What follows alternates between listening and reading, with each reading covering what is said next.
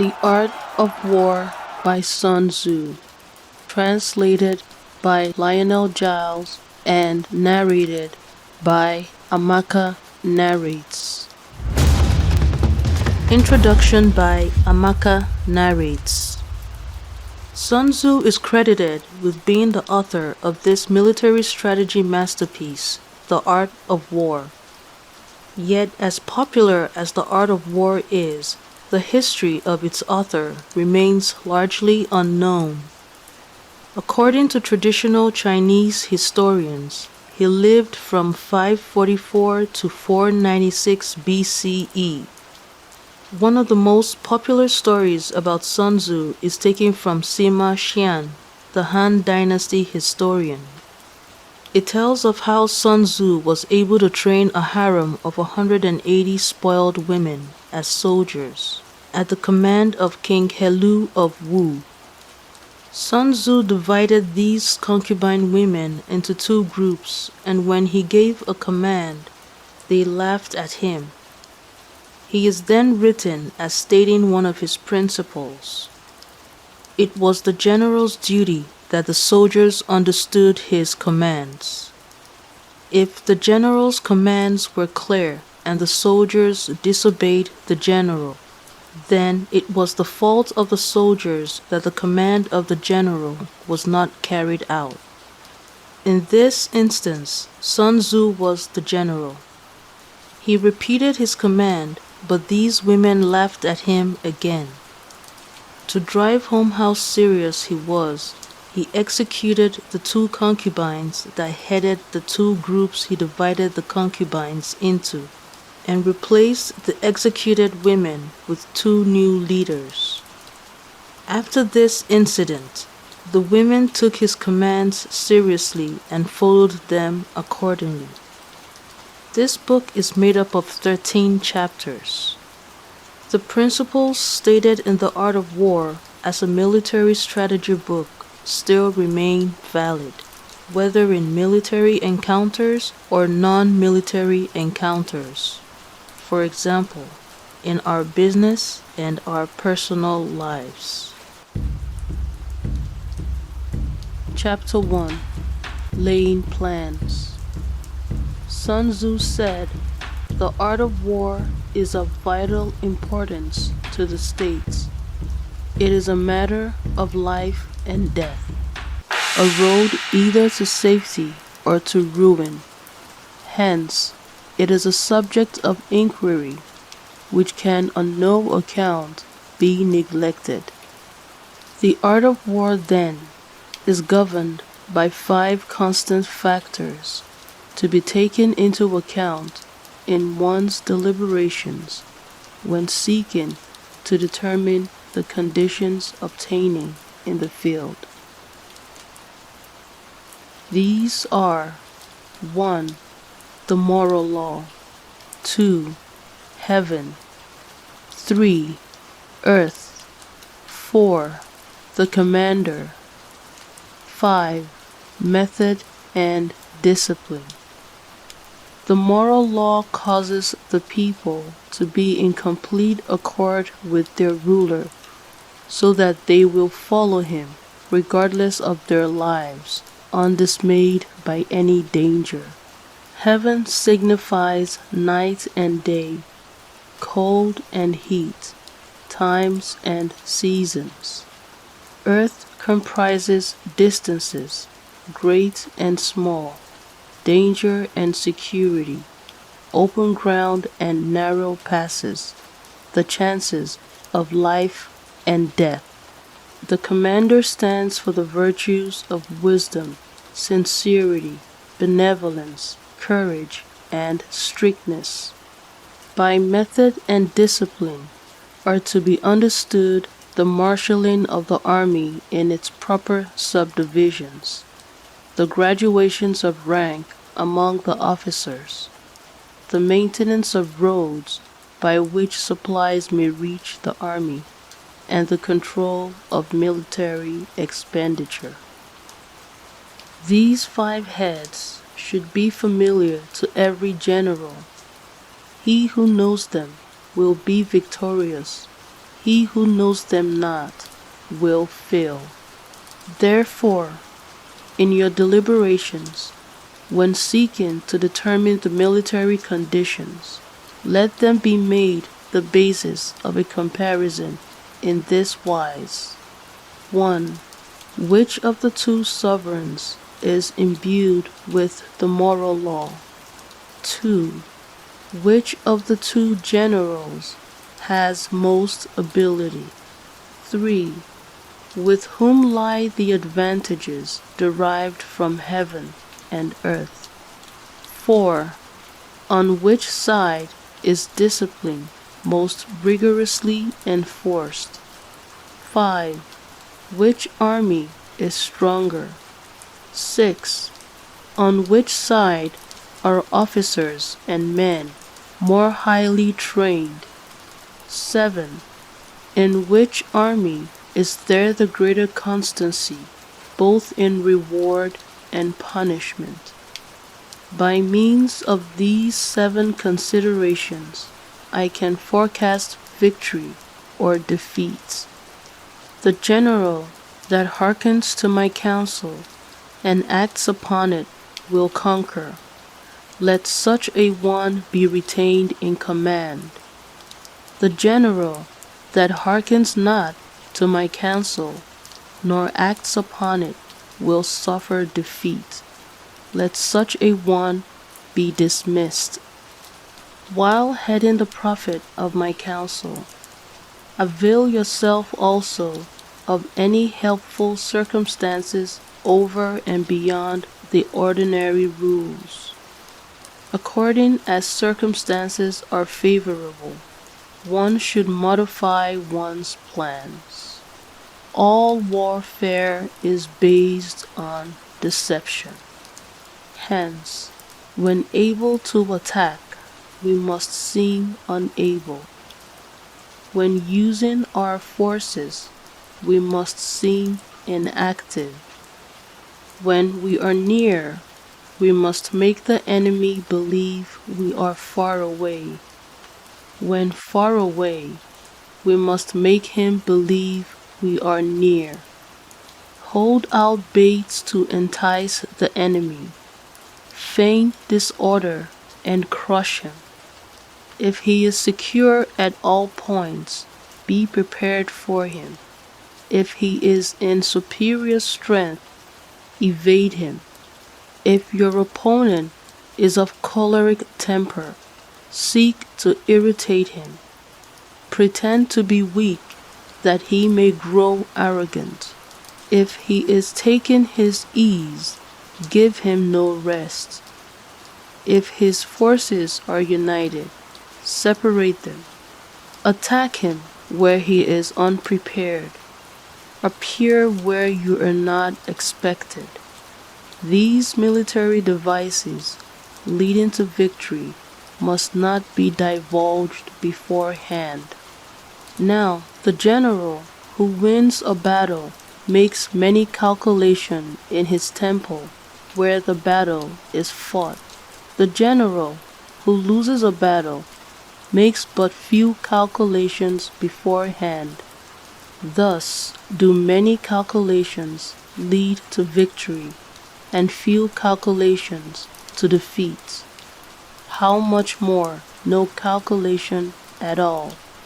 It is by attention to this point that I can foresee who is likely to win or lose.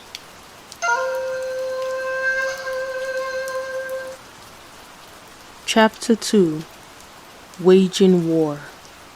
Sun Tzu said, "In the operations of war, where there are in the field 1,000 swift chariots, as many heavy chariots, and 100,000 mail-clad soldiers, with provisions enough to carry them 1,000 li. The expenditure at home and at the front, including entertainments of guests, small items such as glue and paint, and sums spent on chariots and armor, will reach the total of 1,000 ounces of silver per day. Such is the cost of raising an army of 100,000 men. When you engage in actual fighting, if victory is long in coming, then men's weapons will grow dull, and their ardor will be damped. If you lay siege to a town, you will exhaust your strength. Again, if the campaign is protracted, the resources of the state will not be equal to the strain. Now, when your weapons are dulled, your ardor damped, your strength exhausted, and your treasure spent, other chieftains will spring up to take advantage of your extremity. Then no man, however wise, will be able to avert the consequences that must ensue. Thus, though we have heard of stupid haste in war, cleverness has never been seen associated with long delays. There is no instance of a country having benefited from prolonged warfare. It is only one who is thoroughly acquainted with the evils of war that can thoroughly understand the profitable way of carrying it on. The skillful soldier does not raise a second levy, neither are his supply wagons loaded more than twice. Bring war material with you from home, but forage on the enemy. Thus, the army will have food enough for its needs. Poverty of the state exchequer causes an army to be maintained by contributions from a distance. Contributing to maintain an army at a distance causes the people to be impoverished. On the other hand, the proximity of an army causes prices to go up, and high prices cause the people's substance to be drained away. When their substance is drained away, the peasantry will be afflicted by heavy exactions. With this loss of substance and exhaustion of strength, the homes of the people will be stripped bare, and 3/10 of their income will be dissipated, while government expenses for broken chariots, worn-out horses, breastplates and helmets, bows and arrows, spears and shields, protective mantles, draught oxen, and heavy wagons will amount to 4/10 of its total revenue. Hence, a wise general makes a point of foraging on the enemy.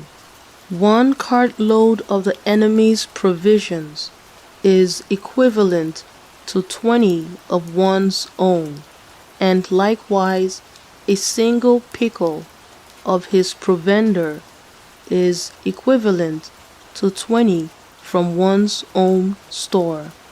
Now, in order to kill the enemy, our men must be roused to anger, that there may be advantage from defeating the enemy.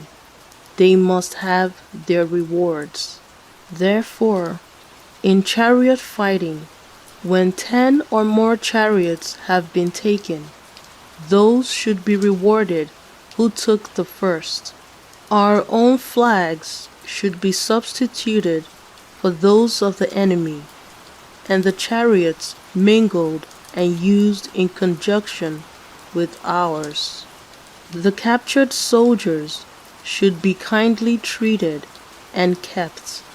This is called using the conquered foe to augment one's own strength. In war, then, let your great object be victory, not lengthy campaigns. Thus, it may be known that the leader of armies is the arbiter of the people's fate, the man on whom it depends whether the nation shall be in peace or in peril. Chapter 3. Attack by Stratagem.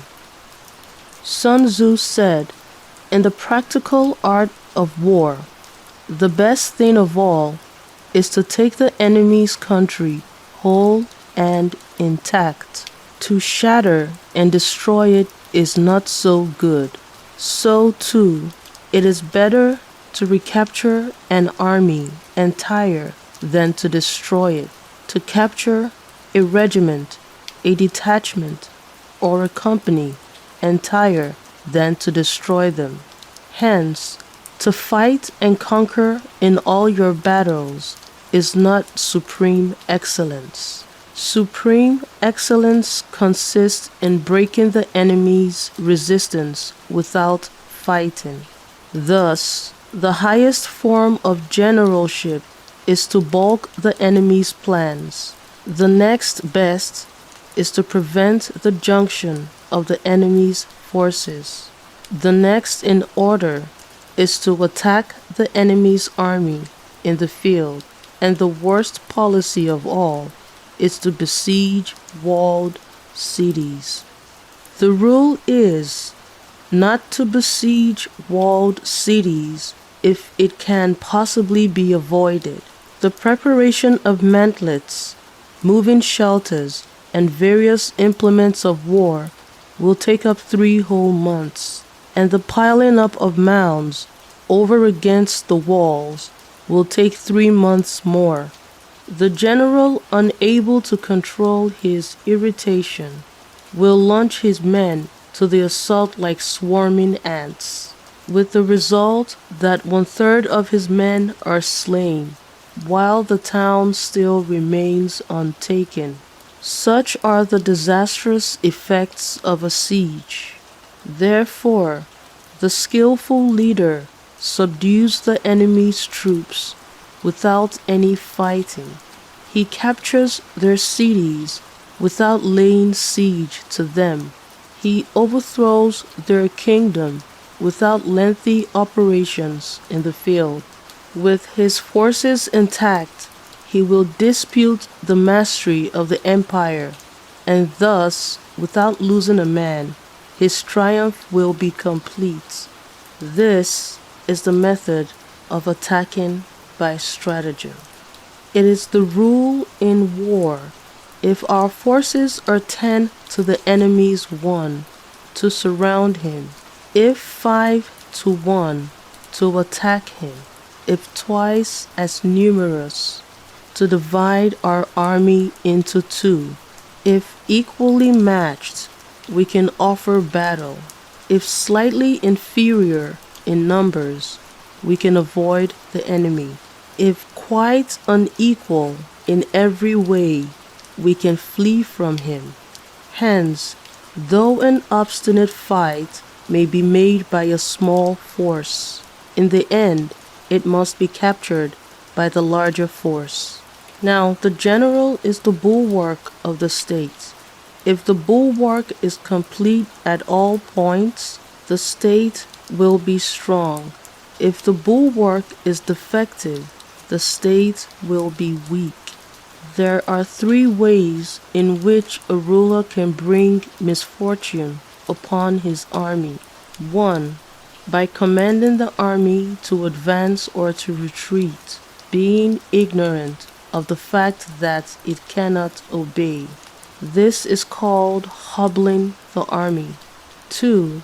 By attempting to govern an army in the same way as he administers a kingdom, being ignorant of the conditions which obtain in an army.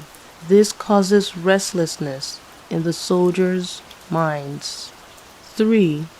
By employing the officers of his army without discrimination.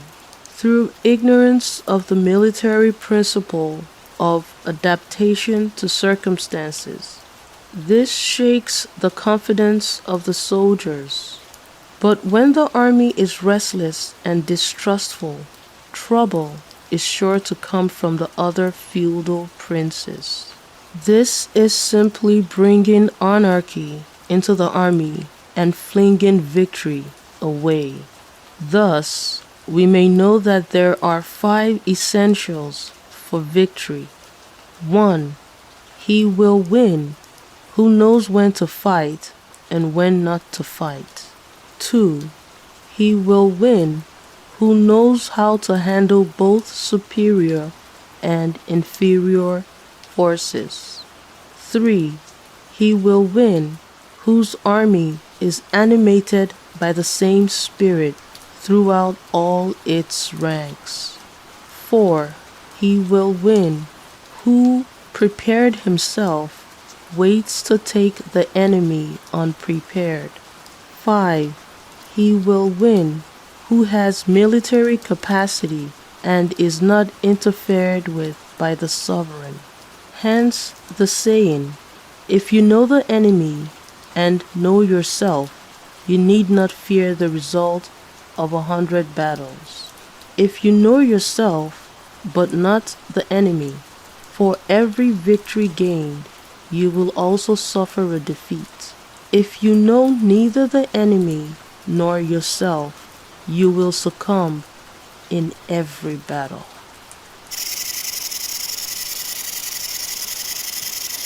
Chapter 4. Tactical Dispositions. Sun Tzu said, "The good fighters of old first put themselves beyond the possibility of defeat, and then waited for an opportunity of defeating the enemy." To secure ourselves against defeat lies in our own hands, but the opportunity of defeating the enemy is provided by the enemy himself. Thus, the good fighter is able to secure himself against defeat, but cannot make certain of defeating the enemy. Hence the saying, one may know how to conquer without being able to do it. Security against defeat implies defensive tactics. Ability to defeat the enemy means taking the offensive. Standing on the defensive indicates insufficient strength. Attacking a superabundance of strength. The general who is skilled in defense hides in the most secret recesses of the earth. He who is skilled in attack flashes forth from the topmost heights of heaven. Thus, on the one hand, we have the ability to protect ourselves. On the other, a victory that is complete. To see victory only when it is within the ken of the common herd is not the acme of excellence. Neither is it the acme of excellence if you fight and conquer and the whole empire says, "Well done." To lift an autumn hair is no sign of great strength. To see the sun and moon is no sign of sharp sight. To hear the noise of thunder is no sign of a quick ear. What the ancients called a clever fighter is one who not only wins, but excels in winning with ease. Hence, his victories bring him neither reputation for wisdom nor credit for courage. He wins his battles by making no mistakes. Making no mistakes is what establishes the certainty of victory, for it means conquering an enemy that is already defeated. Hence, the skillful fighter puts himself into a position which makes defeat impossible, and does not miss the moment for defeating the enemy. Thus, it is that in war the victorious strategist only seeks battle after victory has been won, whereas he who is destined to defeat first fights and afterwards looks for victory. The consummate leader cultivates the moral law and strictly adheres to method and discipline. Thus, it is in his power to control success. In respect of military method, we have firstly, measurement, secondly, estimation of quantity, thirdly, calculation, fourthly, balancing of chances, fifthly, victory. Measurement owes its existence to earth, estimation of quantity to measurement, calculation to estimation of quantity, balancing of chances to calculation, and victory to balancing of chances. A victorious army opposed to a routed one is as a pound's weight placed in the scale against a single grain. The onrush of a conquering force is like the bursting of pent-up waters into a chasm 1,000 fathoms deep.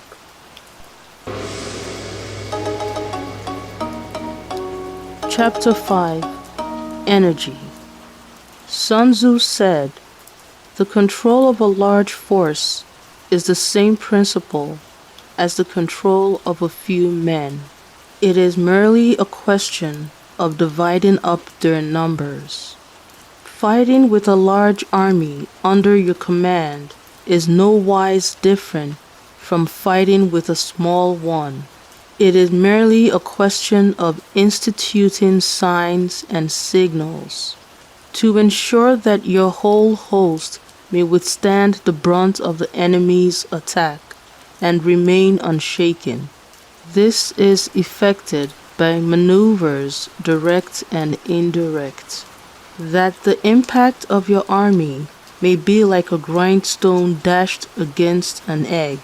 This is effected by the science of weak points and strong.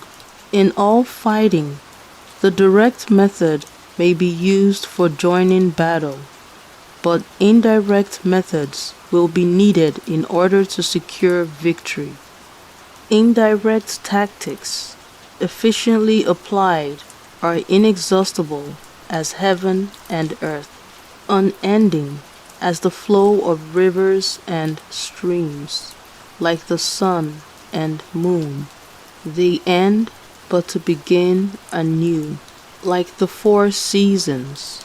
They pass away to return once more.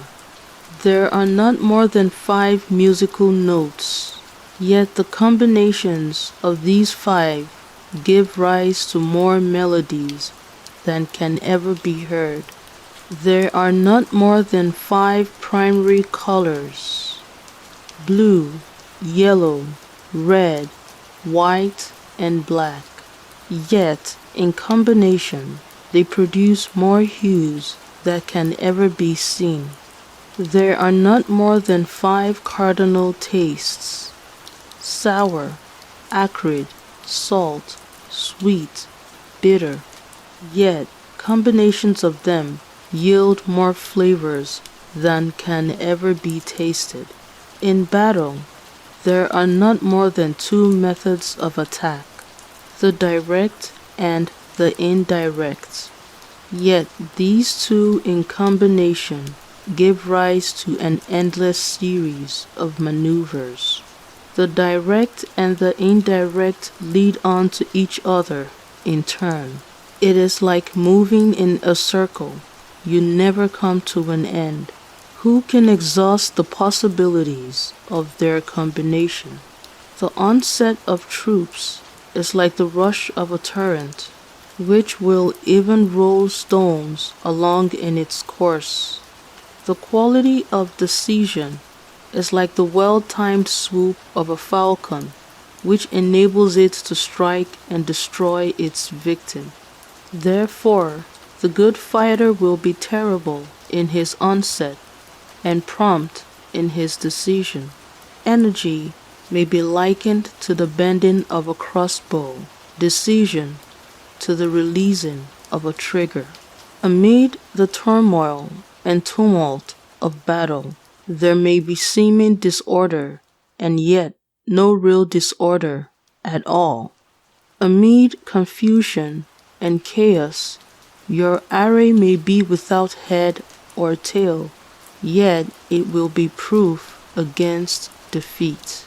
Simulated disorder postulates perfect discipline.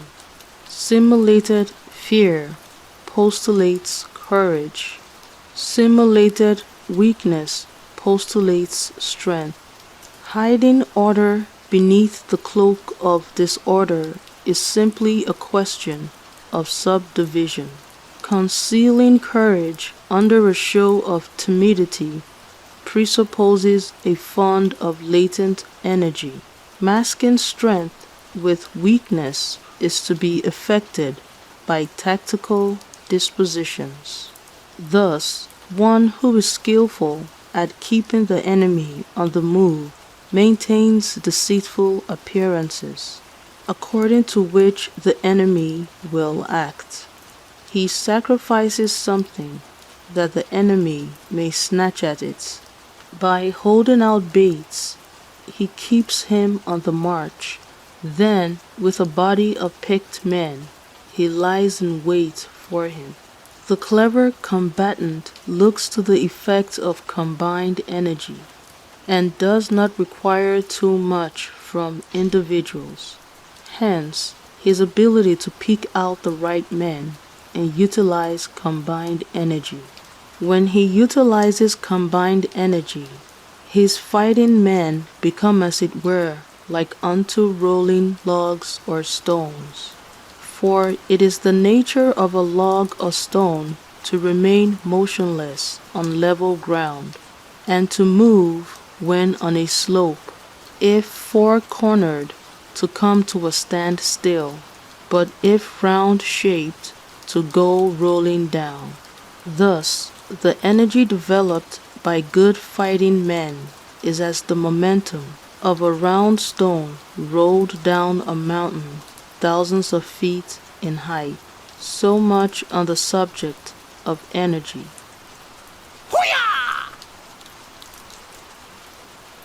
Chapter 6. Weak Points and Strong. Sun Tzu said, "Whoever is first in the field and awaits the coming of the enemy will be fresh for the fight. Whoever is second in the field and has to hasten to battle will arrive exhausted." Therefore, the clever combatant imposes his will on the enemy, but does not allow the enemy's will to be imposed on him. By holding out advantages to him, he can cause the enemy to approach of his own accord, or by inflicting damage, he can make it impossible for the enemy to draw near. If the enemy is taking his ease, he can harass him. If well supplied with food, he can starve him out. If quietly encamped, he can force him to move. Appear at points which the enemy must hasten to defend. March swiftly to places where you were not expected. An army may march great distances without distress if it marches through country where the enemy is not. You can be sure of succeeding in your attacks if you only attack places which are undefended. You can ensure the safety of your defense if you only hold positions that cannot be attacked. Hence, that general is skillful in attack whose opponent does not know what to defend, and he is skillful in defense whose opponent does not know what to attack. O divine art of subtlety and secrecy! Through you we learn to be invincible. Through you, inaudible, and hence we can hold the enemy's fate in our hands. You may advance and be absolutely irresistible if you make for the enemy's weak points. You may retire and be safe from pursuit if your movements are more rapid than those of the enemy. If we wish to fight, the enemy can be forced to an engagement, even though he be sheltered behind a high rampart and a deep ditch. All we need do is attack some other place that he will be obliged to relieve. If we do not wish to fight, we can prevent the enemy from engaging us, even though the lines of our encampment be merely traced out on the ground. All we need do is to throw something odd and unaccountable in his way. By discovering the enemy's dispositions and remaining invincible ourselves, we can keep our forces concentrated while the enemy's must be divided. We can form a single united body while the enemy must split up into fractions. Hence, there will be a whole pitted against separate parts of a whole, which means that we shall be many to the enemy's few. And if we are able thus to attack an inferior force with a superior one, our opponents will be in dire straits. The spot where we intend to fight must not be made known, for then the enemy will have to prepare against a possible attack at several different points, and his forces being thus distributed in many directions, the numbers we shall have to face at any given point will be proportionately few. For should the enemy strengthen his van, he will weaken his rear. Should he strengthen his rear, he will weaken his van. Should he strengthen his left, he will weaken his right. Should he strengthen his right, he will weaken his left. If he sends reinforcements everywhere, he will everywhere be weak. Numerical weakness comes from having to prepare against possible attacks.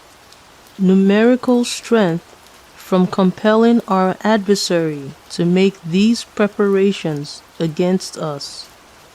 Knowing the place and the time of the coming battle, we may concentrate from the greatest distances in order to fight. But if neither time nor place be known, then the left wing will be impotent to succor the right equally impotent to succor the left, the van unable to relieve the rear, or the rear to support the van. How much more so if the furthest portions of the army are anything under 100 li apart, and even the nearest are separated by several li. Though, according to my estimate, the soldiers of Yue exceed our own in number, that shall advantage them nothing in the matter of victory. I say then that victory can be achieved. Though the enemy be stronger in numbers, we may prevent him from fighting. Scheme so as to discover his plans and the likelihood of their success. Rouse him and learn the principle of his activity or inactivity. Force him to reveal himself so as to find out his vulnerable spots. Carefully compare the opposing army with your own, so that you may know where strength is superabundant and where it is deficient. In making tactical dispositions, the highest pitch you can attain is to conceal them. Conceal your dispositions, and you will be safe from the prying of the subtlest spies, from the machinations of the wisest brains. How victory may be produced for them out of the enemy's own tactics. That is what the multitude cannot comprehend. All men can see the tactics whereby I conquer, but what none can see is the strategy out of which victory is evolved. Do not repeat the tactics that have gained you one victory, but let your methods be regulated by the infinite variety of circumstances. Military tactics are like unto water, for water in its natural course runs away from high places and hastens downwards. So in war, the way is to avoid what is strong and to strike at what is weak. Water shapes its course according to the nature of the ground over which it flows. The soldier works out his victory in relation to the foe whom he is facing. Therefore, just as water retains no constant shape, so in warfare there are no constant conditions. He who can modify his tactics in relation to his opponent and thereby succeed in winning may be called a heaven-born captain. The 5 elements, water, fire, wood, metal, earth, are not always equally predominant. The 4 seasons make way for each other in turn. There are short days and long.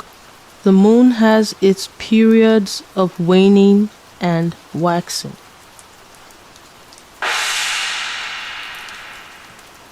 Chapter 7. Maneuvering. Sun Tzu said, "In war, the general receives his commands from the sovereign. Having collected an army and concentrated his forces, he must blend and harmonize the different elements thereof before pitching his camp. After that comes tactical maneuvering, than which there is nothing more difficult. The difficulty of tactical maneuvering consists in turning the devious into the direct, and misfortune into gain. Thus, to take a long and circuitous route, after enticing the enemy out of the way, and those starting after him, to contrive to reach the goal before him, shows knowledge of the artifice of deviation. Maneuvering with an army is advantageous. With an undisciplined multitude, most dangerous. If you set a fully equipped army marching in order to snatch an advantage, the chances are that you will be too late. On the other hand, to detach a flying column for the purpose involves the sacrifice of its baggage and stores. Thus, if you order your men to roll up their buff coats and make forced marches without halting day or night, covering double the usual distance at a stretch, doing 100 li in order to wrest an advantage, the leaders of all your 3 divisions will fall into the hands of the enemy. The stronger men will be in front, the jaded ones will fall behind, and on this plan, only 1/10 of your army will reach its destination. If you march 50 li in order to outmaneuver the enemy. You will lose the leader of your first division, and only half of your force will reach the goal. If you march 30 li with the same object, 2/3 of your army will arrive. We may take it then that an army without its baggage train is lost. Without provisions, it is lost. Without bases of supply, it is lost. We cannot enter into alliances until we are acquainted with the designs of our neighbors. We are not fit to lead an army on the march unless we are familiar with the face of the country, its mountains and forests, its pitfalls and precipices, its marshes and swamps. We shall be unable to turn natural advantage to account unless we make use of local guides. In war, practice dissimulation and you will succeed. Whether to concentrate or to divide your troops must be decided by circumstances. Let your rapidity be that of the wind, your compactness that of the forest. In raiding and plundering, be like fire, in immovability, like a mountain. Let your plans be dark and impenetrable as night, and when you move, fall like a thunderbolt. When you plunder a countryside, let the spoil be divided among your men.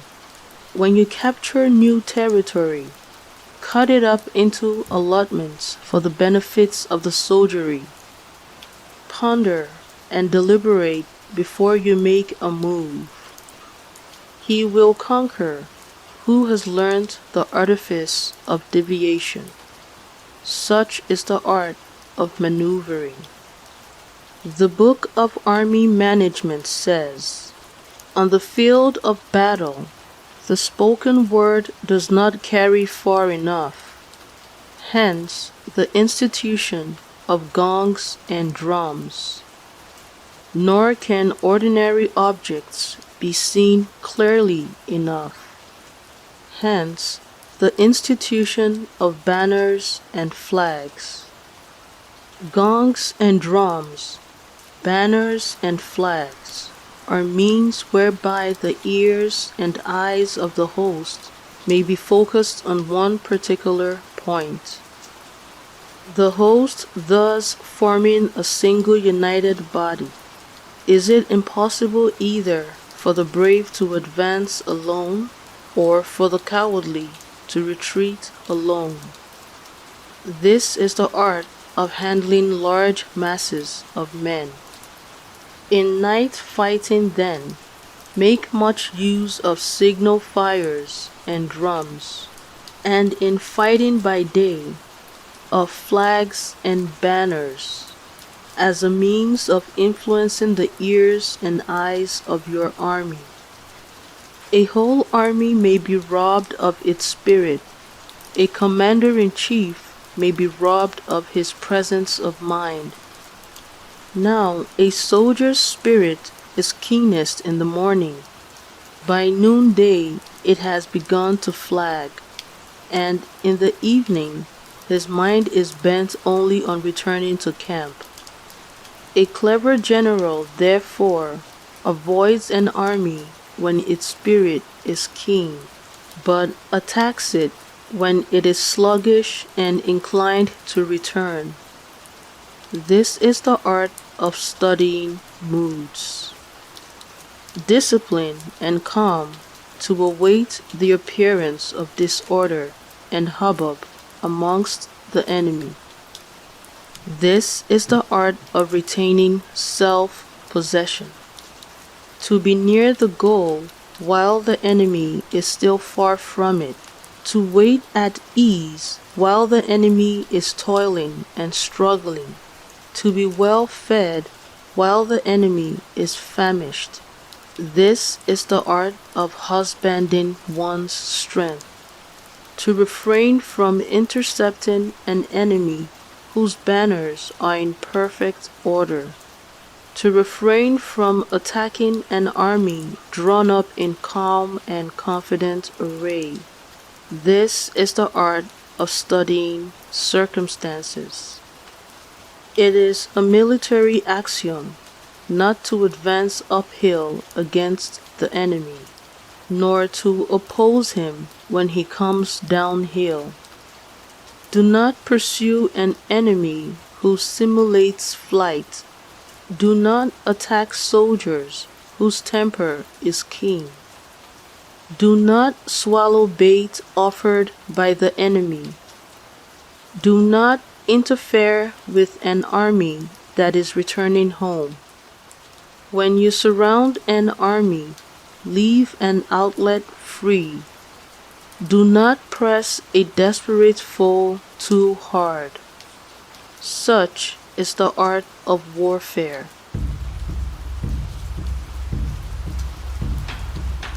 Chapter 8. Variation in Tactics. Sun Tzu said, "In war, the general receives his commands from the sovereign, collects his army, and concentrates his forces. When in difficult country, do not encamp.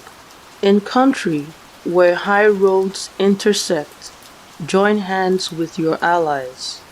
Do not linger in dangerously isolated positions. In hemmed-in situations, you must resort to stratagem. In desperate positions, you must fight. There are roads which must not be followed, armies which must not be attacked, towns which must not be besieged, positions which must not be contested, commands of the sovereign which must not be obeyed." The general who thoroughly understands the advantages that accompany variation of tactics knows how to handle his troops. The general who does not understand these may be well acquainted with the configuration of the country, yet he will not be able to turn his knowledge to practical account. So, the student of war who is unversed in the art of war, of varying his plans, even though he be acquainted with the 5 advantages, will fail to make the best use of his men. Hence, in the wise leader's plans, considerations of advantage and of disadvantage will be blended together. If our expectation of advantage be tempered in this way, we may succeed in accomplishing the essential part of our schemes. If, on the other hand, in the midst of difficulties, we are always ready to seize an advantage, we may extricate ourselves from misfortune. Reduce the hostile chiefs by inflicting damage on them, and make trouble for them, and keep them constantly engaged. Hold out specious allurements, and make them rush to any given point. The art of war teaches us to rely not on the likelihood of the enemy's not coming, but on our own readiness to receive him, not on the chance of his not attacking, but rather on the fact that we have made our position unassailable. There are 5 dangerous faults that may affect a general. 1. Recklessness, which leads to destruction. 2. Cowardice, which leads to capture. 3. A hasty temper, which can be provoked by insults. 4. A delicacy of honor, which is sensitive to shame. 5. Over-solicitude for his men, which exposes him to worry and trouble. These are the 5 besetting sins of a general, ruinous to the conduct of war. When an army is overthrown and its leader slain, the cause will surely be found among these 5 dangerous faults. Let them be a subject of meditation.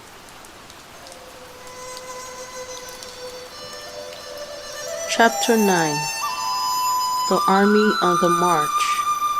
Sun Tzu said, "We come now to the question of encamping the army and observing signs of the enemy. Pass quickly over mountains and keep in the neighborhood of valleys. Camp in high places facing the sun. Do not climb heights in order to fight. So much for mountain warfare.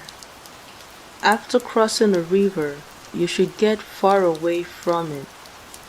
When an invading force crosses a river in its onward march, do not advance to meet it in midstream. It will be best to let half the army get across, and then deliver your attack. If you are anxious to fight, you should not go to meet the invader near a river which he has to cross. Moor your craft higher up than the enemy, and facing the sun. Do not move upstream to meet the enemy. So much for river warfare. In crossing salt marshes, your sole concern should be to get over them quickly, without any delay.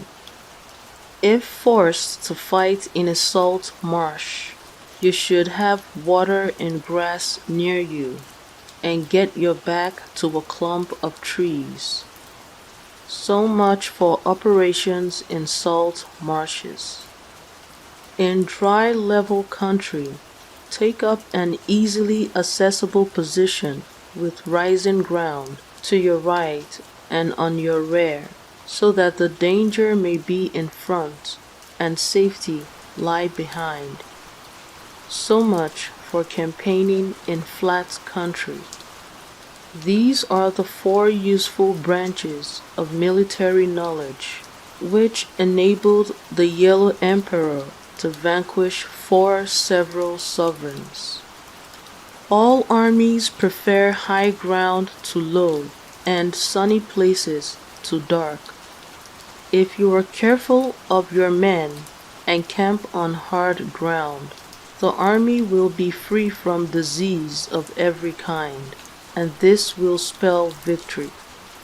When you come to a hill or a bank, occupy the sunny side, with the slope on your right rear. Thus, you will at once act for the benefit of your soldiers and utilize the natural advantages of the ground. When, in consequence of heavy rains up country, a river which you wish to ford is swollen and flecked with foam, you must wait until it subsides. Country in which there are precipitous cliffs with torrents running between, deep natural hollows, confined places, tangled thickets, quagmires, and crevices, should be left with all possible speed and not approached. While we keep away from such places, we should get the enemy to approach them. While we face them, we should let the enemy have them on his rear. If in the neighborhood of your camp there should be any hilly country, ponds surrounded by aquatic grass, hollow basins filled with reeds, or woods with thick undergrowth, they must be carefully routed out and searched, for these are places where men in ambush or insidious spies are likely to be lurking. When the enemy is close at hand and remains quiet, He is relying on the natural strength of his position. When he keeps aloof and tries to provoke a battle, he is anxious for the other side to advance. If his place of encampment is easy of access, he is tendering a bait. Movement amongst the trees of a forest shows that the enemy is advancing. The appearance of a number of screens in the midst of thick grass means that the enemy wants to make us suspicious. The rising of birds in their flight is the sign of an ambuscade. Startled beasts indicate that a sudden attack is coming. When there is dust rising in a high column, it is a sign of chariots advancing. When the dust is low but spread over a wide area, it betokens the approach of infantry.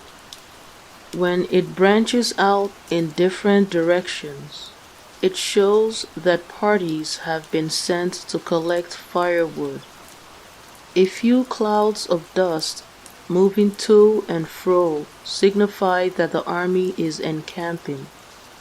Humble words and increased preparations are signs that the enemy is about to advance. Violent language and driving forward as if to the attack are signs that he will retreat. When the light chariots come out first and take up a position on the wings, it is a sign that the enemy is forming for battle. Peace proposals, unaccompanied by a sworn covenant, indicate a plot. When there is much running about and the soldiers fall into rank, it means that the critical moment has come. When some are seen advancing and some retreating, it is a lure.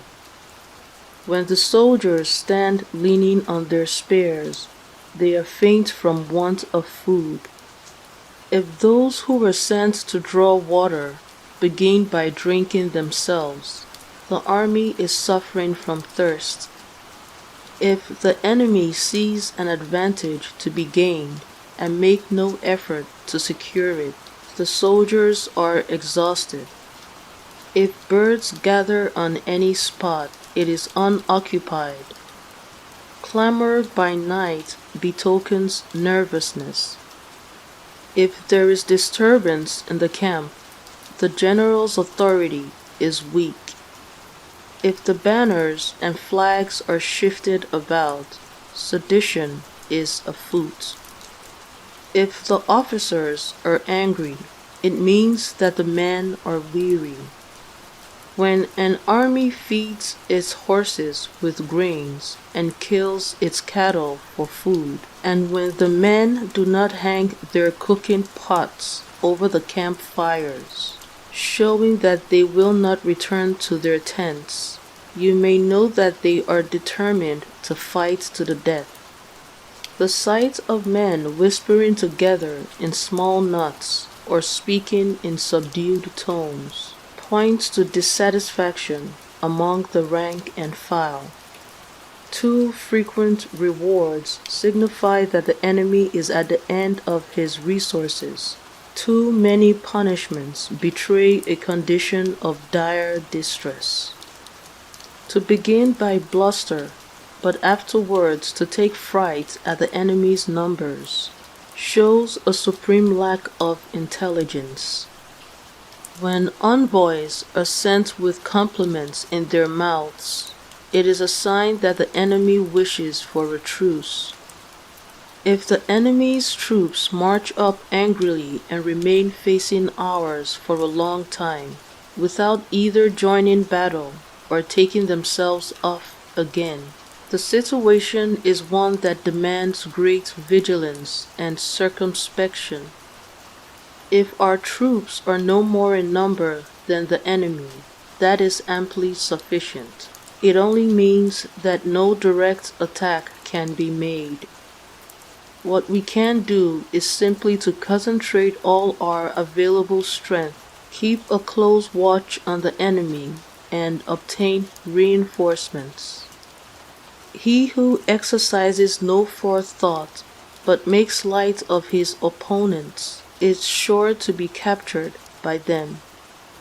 If soldiers are punished before they have grown attached to you, they will not prove submissive, and a less submissive then will be practically useless. If when the soldiers have become attached to you, punishments are not enforced, they will still be useless. Therefore, soldiers must be treated in the first instance with humanity, but kept under control by means of iron discipline. This is a certain road to victory. If in training, soldier commands are habitually enforced, the army will be well disciplined. If not, its discipline will be bad. If a general shows confidence in his men, but always insists on his orders being obeyed, the gain will be mutual.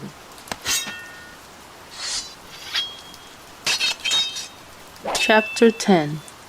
Terrain. Sun Tzu said, "We may distinguish 6 kinds of terrain, to wit: 1. Accessible ground. 2.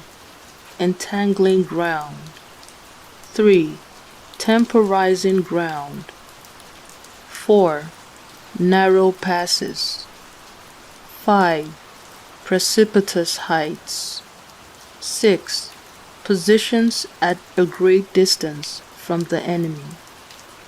Ground which can be freely traversed by both sides is called accessible.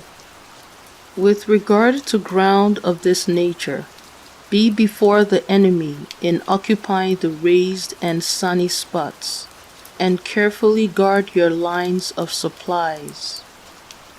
Then you will be able to fight with advantage. Ground which can be abandoned but is hard to reoccupy is called entangling. From a position of this sort, if the enemy is unprepared, you may sally forth and defeat him. But if the enemy is prepared for your coming, and you fail to defeat him, then, return being impossible, disaster will ensue. When the position is such that neither side will gain by making the first move, it is called temporizing ground.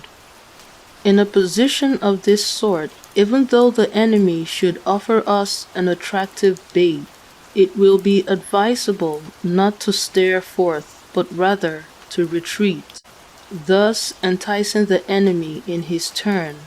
Then, when part of his army has come out, we may deliver our attack with advantage. With regard to narrow passes, if you occupy them first, let them be strongly garrisoned and await the advent of the enemy. Should the army forestall you in occupying a pass, do not go after him if the pass is fully garrisoned, but only if it is weakly garrisoned. With regard to precipitous heights, if you are beforehand with your adversary, you should occupy the raised and sunny spots, and there wait for him to come up. If the enemy has occupied them before you, do not follow him, but retreat and try to entice him away. If you are situated at a great distance from the enemy, and the strength of the 2 armies is equal, it is not easy to provoke a battle, and fighting will be to your disadvantage.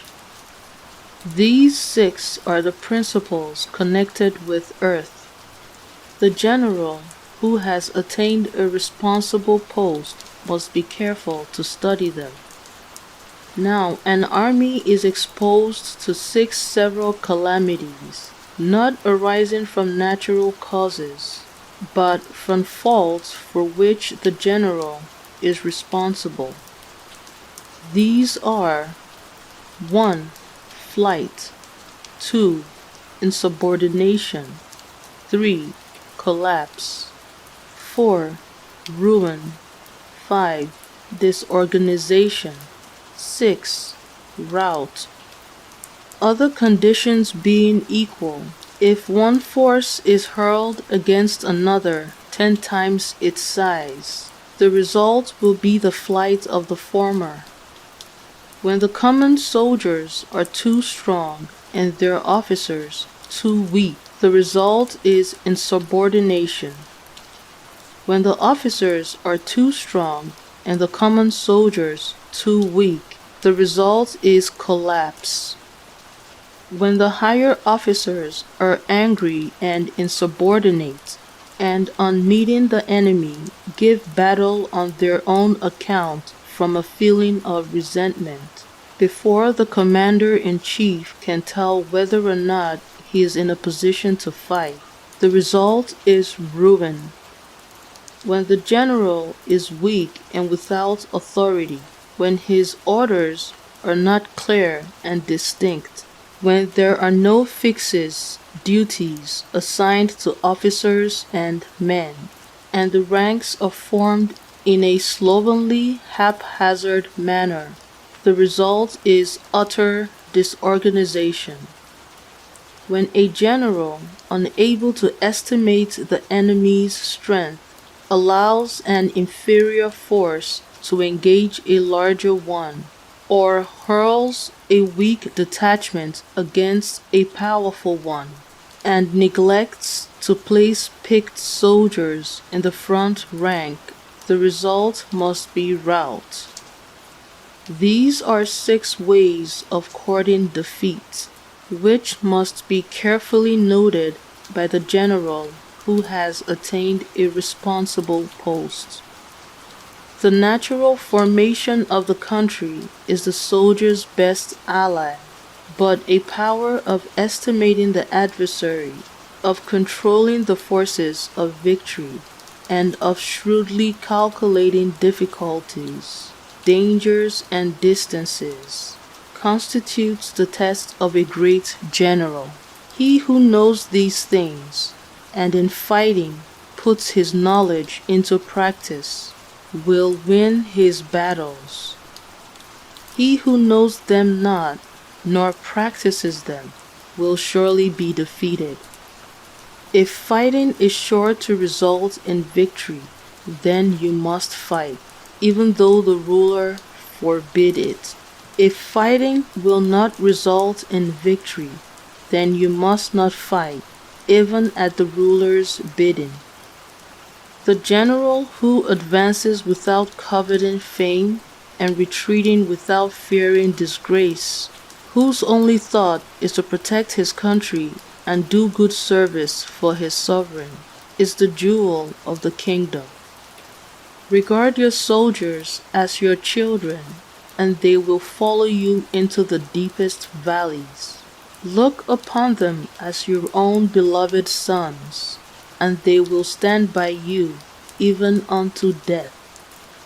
If, however, you are indulgent, but unable to make your authority felt, kind-hearted, but unable to enforce your commands, and incapable, moreover, of quelling disorder, then your soldiers must be likened to spoiled children. They are useless for any practical purpose. If we know that our men are in a condition to attack, but are unaware that the enemy is not open to attack, we have gone only halfway towards victory. If we know that the enemy is open to attack, but are unaware that our men are not in a condition to attack, we have gone only halfway towards victory.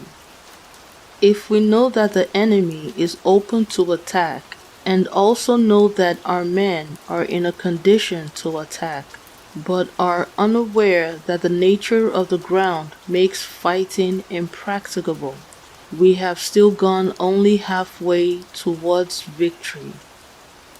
Hence, The experienced soldier, once in motion, is never bewildered. Once he has broken camp, he is never at a loss.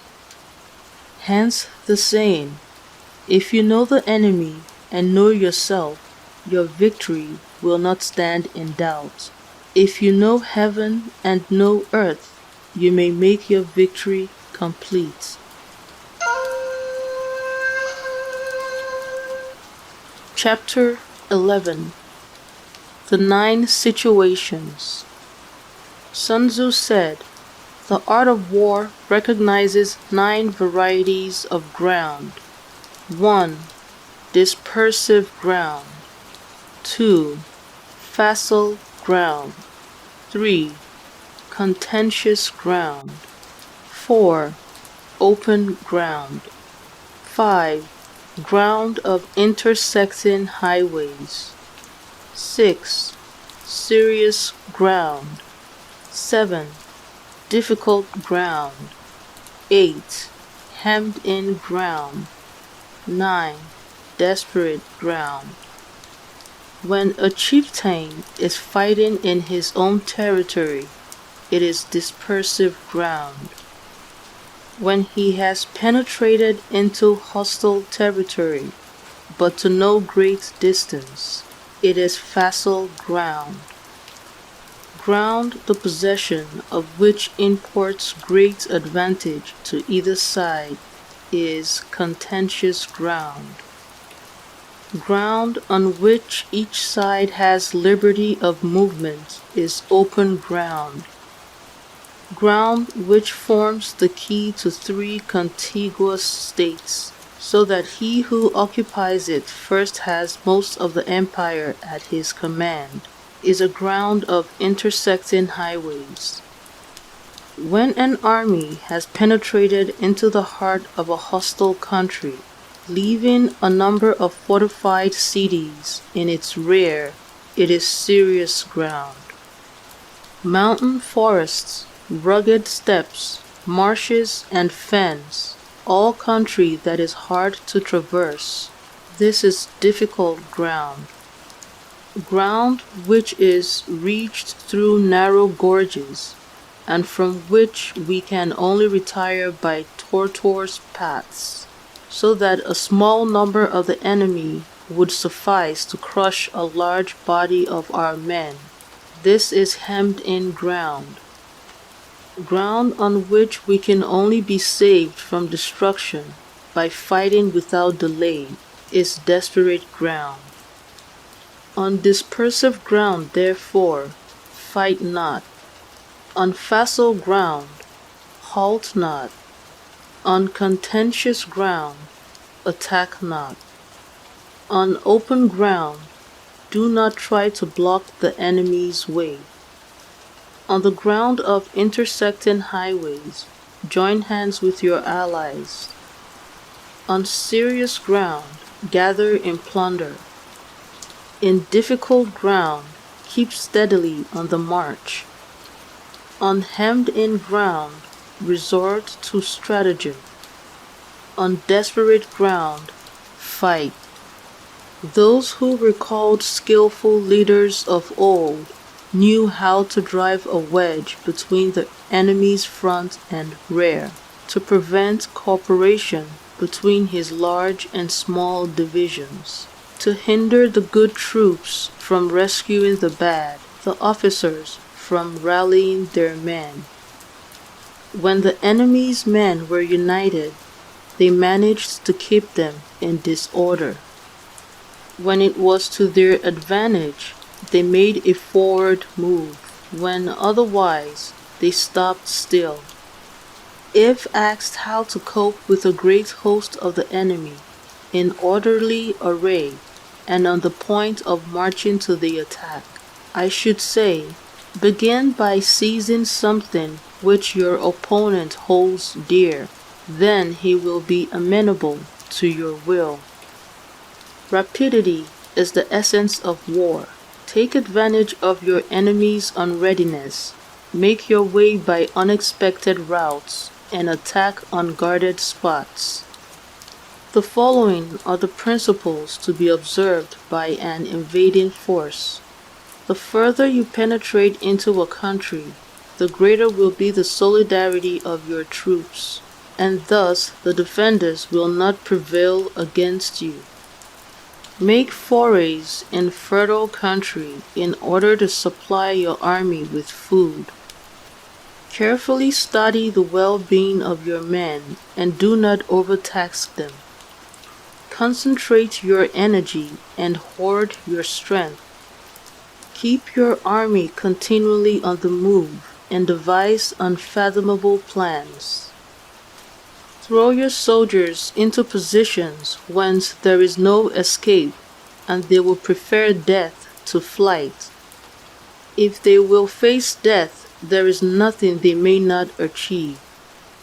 Officers and men alike will put forth their uttermost strength. Soldiers, when in desperate straits, lose the sense of fear. If there is no place of refuge, they will stand firm. If they are in hostile country, they will show a stubborn front. If there is no help for it, they will fight hard. Thus, without waiting to be marshaled, the soldiers will be constantly on the qui-vive. Without waiting to be asked, they will do your will. Without restrictions, they will be faithful. Without giving orders, they can be trusted. Prohibit the taking of omens and do away with superstitious doubts. Then, until death itself comes, no calamity need be feared. If our soldiers are not overburdened with money, it is not because they have a distaste for riches. If their lives are not unduly long, it is not because they are disinclined to longevity. On the day they are ordered out to battle, your soldiers may weep, those sitting up bedewing their garments, and those lying down letting the tears run down their cheeks. But let them once be brought to bay, and they will display the courage of a Chu or a Kuwait. The skillful tactician may be likened to the Chua Juan. Now the Chua Juan is a snake that is found in the Chang Mountains. Strike at its head and you will be attacked by its tail. Strike at its tail and you will be attacked by its head. Strike at its middle and you will be attacked by head and tail both. Asked if an army can be made to imitate the Chua Juan, I should answer, yes. For the men of Wu and the men of Yue are enemies. Yet if they are crossing a river in the same boat and are caught by a storm, they will come to each other's assistance, just as the left hand helps the right. Hence, it is not enough to put one's trust in the tethering of horses and the burying of chariots' wheels in the ground. The principle on which to manage an army is to set up one standard of courage which all must reach. How to make the best of both strong and weak, that is a question involving the proper use of ground. Thus, the skillful general conducts his army just as though he were leading a single man, willy-nilly by the hand. It is the business of a general to be quiet and thus ensure secrecy, upright and just, and thus maintain order. He must be able to mystify his officers and men by false reports and appearances, and thus keep them in total ignorance. By altering his arrangements and changing his plans, he keeps the enemy without definite knowledge. By shifting his camp and taking circuitous routes, he prevents the enemy from anticipating his purpose. At a critical moment, The leader of an army acts like one who has climbed up a height and then kicks away the ladder behind him.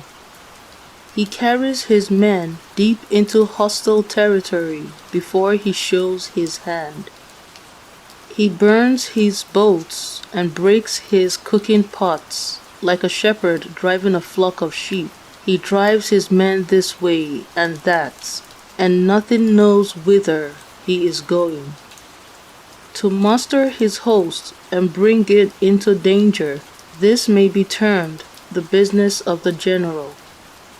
The different measures suited to the 9 varieties of ground, the expediency of aggressive or defensive tactics, and the fundamental laws of human nature. These are things that must most certainly be studied. When invading hostile territory, the general principle is that penetrating deeply brings cohesion. Penetrating but a short way means dispersion. When you leave your own country behind and take your army across neighborhood territory, you find yourself on critical ground.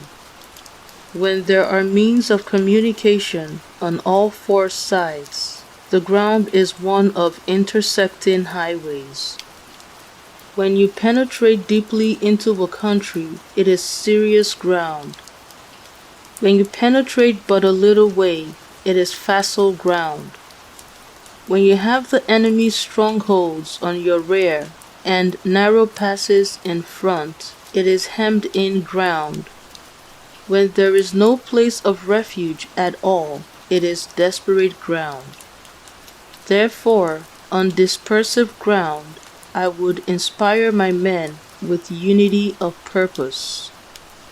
On facile ground, I would see that there is close connection between all parts of my army. On contentious ground, I would hurry up my rear. On open ground, I would keep a vigilant eye on my defenses.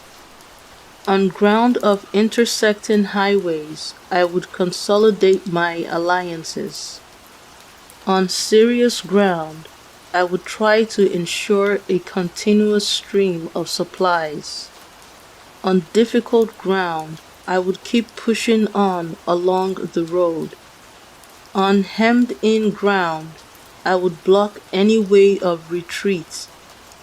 On desperate ground, I would proclaim to my soldiers the hopelessness of saving their lives. For it is the soldier's disposition to offer an obstinate resistance when surrounded, to fight hard when he cannot help himself, and to obey promptly when he has fallen into danger. We cannot enter into alliance with neighboring princes until we are acquainted with their designs. We are not fit to lead an army on the march unless we are familiar with the face of the country, its mountains and forests, its pitfalls and precipices, its marshes and swamps. We shall be unable to turn natural advantages to account unless we make use of local guides. To be ignorant of any one of the following 4 or 5 principles does not befit a warlike prince. When a warlike prince attacks a powerful state, his generalship shows itself in preventing the concentration of the enemy's forces. He overawes his opponents, and their allies are prevented from joining against him. Hence he does not strive to ally himself with all and sundry, nor does he foster the power of other states. He carries out his own secret designs, keeping his antagonists in awe. Thus he is able to capture their cities and overthrow their kingdoms. Bestow rewards without regard to rule. Issue orders without regard to previous arrangements, and you will be able to handle a whole army as though you had to do with but a single man. Confront your soldiers with the deed itself, never letting them know your design. When the outlook is bright, bring it before their eyes, but tell them nothing when the situation is gloomy. Place your army in deadly peril, and it will survive. Plunge it into desperate straits, and it will come off in safety. For it is precisely when a force has fallen into harm's way that it is capable of striking a blow for victory. Success in warfare is gained by carefully accommodating ourselves to the enemy's purpose. By persistently hanging on the enemy's flank, we shall succeed in the long run in killing the commander-in-chief. This is called ability to accomplish a thing by sheer cunning. On the day that you take up your command, block the frontier passes, destroy the official tallies, and stop the passage of all emissaries. Be stern in the council chamber so that you may control the situation. If the enemy leaves a door open, you must rush in.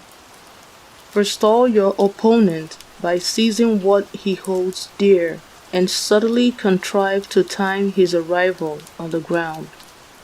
Walk in the path defined by rule and accommodate yourself to the enemy until you can fight a decisive battle. At first, then, exhibit the coyness of a maiden until the enemy gives you an opening. Afterwards, emulate the rapidity of a running hare, and it will be too late for the enemy to oppose you.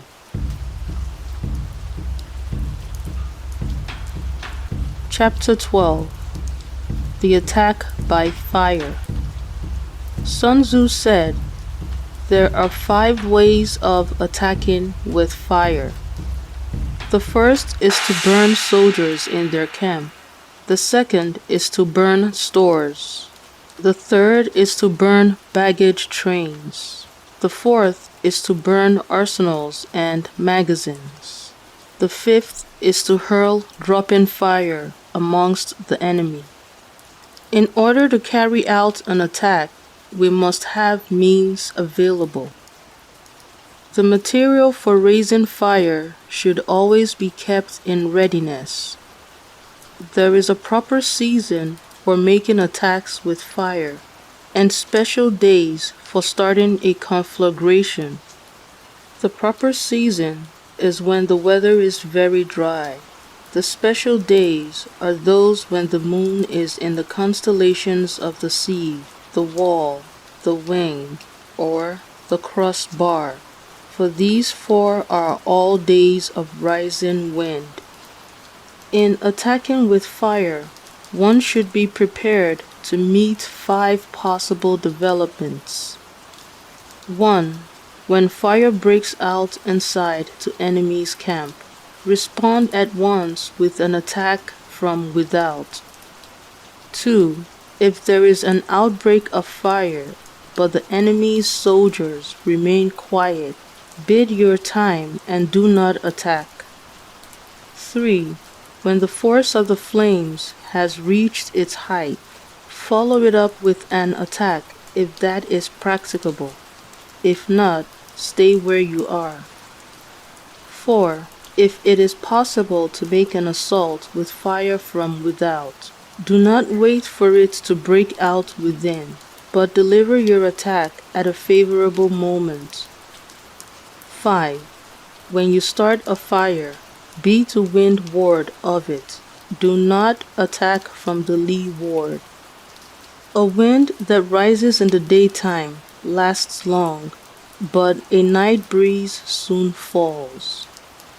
In every army, the 5 developments connected with fire must be known, the movements of the stars calculated, and a watch kept for the proper days. Hence, those who use fire as an aid to the attack show intelligence. Those who use water as an aid to the attack gain an accession of strength.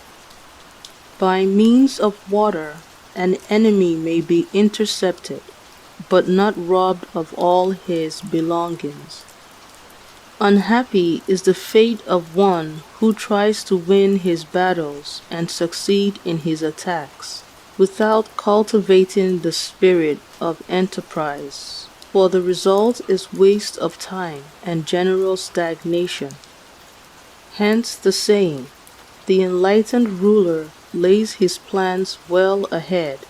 The good general cultivates his resources. Move not unless you see an advantage.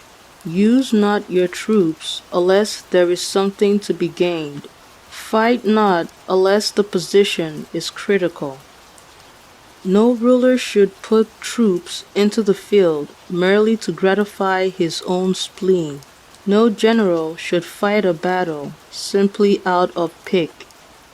If it is to your advantage, make a forward move. If not, stay where you are. Anger may in time change to gladness. Vexation may be succeeded by content. But a kingdom that has once been destroyed can never come again into being, nor can the dead ever be brought back to life. Hence, the enlightened ruler is heedful, and the good general full of caution. This is the way to keep a country at peace and an army intact.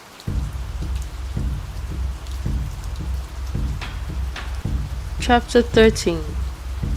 The Use of Spies. Sun Tzu said, raising a host of 100,000 men and marching them great distances entails heavy loss on the people and a drain on the resources of the state. The daily expenditure will amount to 1,000 ounces of silver. There will be commotion at home and abroad, and men will drop down exhausted on the highways. As many as 700,000 families will be impeded in their labor. Hostile armies may face each other for years, striving for the victory which is decided in a single day. This being so, to remain in ignorance of the enemy's condition simply because one grudges the outlay of 100 ounces of silver in honors and emoluments is the height of inhumanity. One who acts thus is no leader of men, no present help to his sovereign, no master of victory. Thus, what enables a wise sovereign and the good general to strike and conquer and achieve things beyond the reach of ordinary men is foreign knowledge. Now, this foreign knowledge cannot be elicited from spirits. It cannot be obtained inductively from experience, nor by any deductive calculation. Knowledge of the enemy's dispositions can only be obtained from other men. Hence, the use of spies, of whom there are 5 classes. 1. Local spies. 2. Inward spies. 3. Converted spies. 4. Doomed spies. 5. Surviving spies. When these 5 kinds of spies are all at work, none can discover the secret system. This is called divine manipulation of the threads. It is the sovereign's most precious faculty. Having local spies means employing the services of the inhabitants of a district. Having inward spies, making use of officials of the enemy. Having converted spies, getting hold of the enemy's spies and using them for our own purposes. Having doomed spies, doing certain things openly for purposes of deception, and allowing our spies to know of them and report them to the enemy. Surviving spies, finally, are those who bring back news from the enemy's camp. Hence, it is that which none in the whole army are more intimate relations to be maintained than with spies. None should be more liberally rewarded. In no other business should greater secrecy be preserved. Spies cannot be usefully employed without a certain intuitive sagacity. They cannot be properly managed without benevolence and straightforwardness. Without subtle ingenuity of mind, one cannot make certain of the truth of their reports. Be subtle, and use your spies for every kind of business. If a secret piece of news is divulged by a spy before the time is ripe, he must be put to death, together with the man to whom the secret was told. Whether the object be to crush an army, to storm a city, or to assassinate an individual, it is always necessary to begin by finding out the names of the attendants, the aides de camp, and doorkeepers, and sentries of the general in command. Our spies must be commissioned to ascertain these. The enemy's spies who have come to spy on us must be sought out, tempted with bribes, led away and comfortably housed. Thus they will become converted spies and available for our service. It is through the information brought by the converted spy that we are able to acquire and employ local and inward spies. It is owing to his information, again, that we can cause the doomed spy to carry false tidings to the enemy. Lastly, it is by his information that the surviving spy can be used on appointed occasions. The end and aim of spying in all its 5 varieties is knowledge of the enemy, and this knowledge can only be derived, in the first instance, from the converted spy. Hence, it is essential that the converted spy be treated with the utmost liberality. Of old, the rise of the Yin dynasty was due to Ai Chi, who had served under the Xia. Likewise, the rise of the Chu dynasty was due to Lu Ya, who had served under the Yin. Hence, it is only the enlightened ruler and the wise general who will use the highest intelligence of the army for purposes of spying, and thereby they achieve great results. Spies are a most important element in water, because on them depends an army's ability to move. The end.